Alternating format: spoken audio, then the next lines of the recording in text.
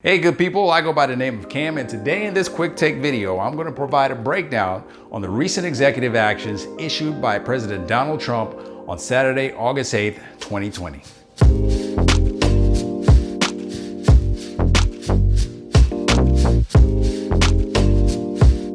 Before we jump into the details on the recent presidential actions, please consider hitting that like button and that subscribe button to support our channel. It definitely goes a long way. Now that's out of the way, let's jump into the details. On Saturday, August 8th, President Trump declared 4 presidential actions related to the recent economic fallout of the coronavirus pandemic. An official documentation on each of those actions can be found on the official whitehouse.gov website. Right off the bat, one of the key things you will notice is that of the 4 presidential actions, only one is an executive order, whereas the others are presidential memorandums. As we can see, the presidential actions pertain to 4 areas: additional enhanced unemployment benefits, payroll tax, student loans, and assistance to renters and homeowners.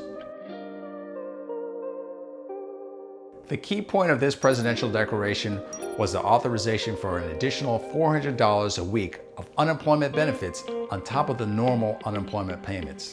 Now there is a catch to this. Number 1, there is a cost-sharing requirement between the federal government and the states. The government will only fund 75% of this additional $400 a week, or $300, provided the governors of each state request the federal grant money and the governors agree to fund $100 of the $400 out of the state's own funds. Number 2, the additional unemployment benefits will end at the earliest of December 6, 2020, or when the $70 billion disaster relief fund balance drops to $25 billion. Whichever occurs first. While these benefits are available to start immediately, sadly it looks unlikely that many Americans will see any money anytime soon, let alone at all, because many states have already seen their revenues fall amid the economic slowdown from the pandemic and have asked Congress to help to avoid cuts to services and layoffs of first responders. So it seems unlikely that states will have any leftover money from the CARES Act or be able to fund the $100 state-required portion of the unemployment benefits themselves. Additionally, given that the governors will also have to agree to administer and oversee the program for their states, that will require putting in place a new unemployment disbursement system, which will be costly and take a lot of time to develop.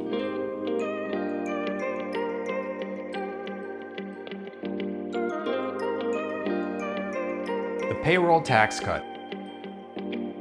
Under this proclamation, President Trump declared the following: the 6.2% Social Security tax for employees making less than $4,000 every 2 weeks or $104,000 a year would be deferred from September 1st to December 31st, 2020. For those of you who are unfamiliar, both the employer and the employee both pay 6.2% Social Security tax each. Now, deferring some of this 6.2% tax for the employee would theoretically increase their net take-home pay. However, there are some issues with this. For example, the taxes are only being deferred, which means come tax time next year, employees will have a big tax bill that they will need to settle. Additionally, employers are unlikely to stop withholding because that would mean they would need to withhold more from the employee's paychecks next year to satisfy that tax obligation by April 15th.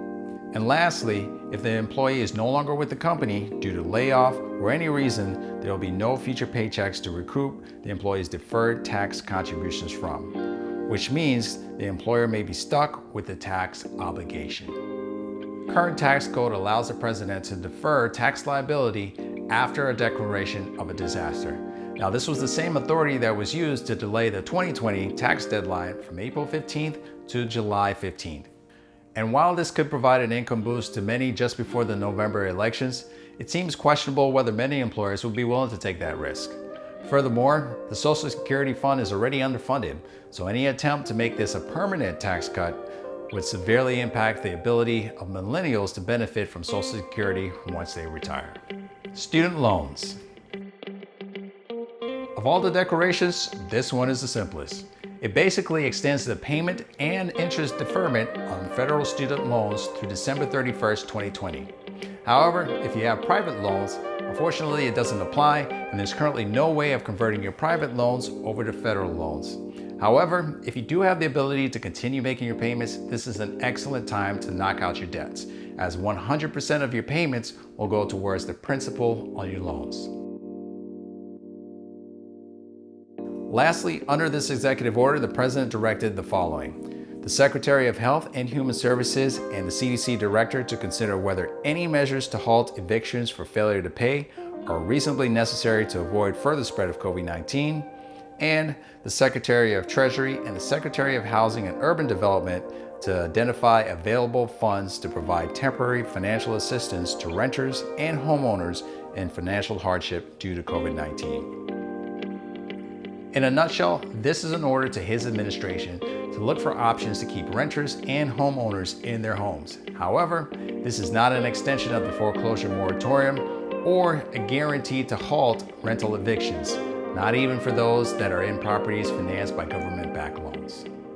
And there you have it, all 4 presidential declarations in a nutshell. If you enjoyed this video and found the information helpful, please go ahead and hit that like button and subscribe, and also share it with your family and friends so they can be informed as well. Until next time, I'll see you in the comments.